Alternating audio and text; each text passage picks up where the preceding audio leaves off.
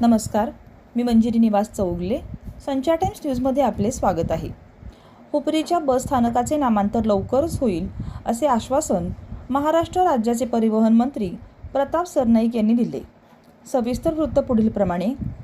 कोल्हापूर जिल्ह्याचे भाग्यविधाते, आरक्षणाचे जनक राजर्षी छत्रपती शाहू महाराज यांच्या नावाच्या रूपाने त्यांच्या आठवणी कायमस्वरूपी हुपरी शहराच्या नवीन बसस्थानकामध्ये जपल्या जाव्यात, या हेतूने गेली 5 वर्षे या नामांतराचा कृती समिती पाठपुरावा करीत आहे.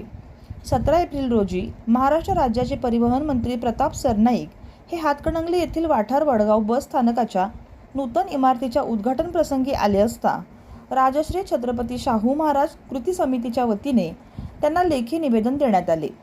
हुपरीच्या बसस्थानकाचे नामांतर लवकरच होईल असे आश्वासन मंत्री प्रताप सरनाईक यांनी दिले आहे.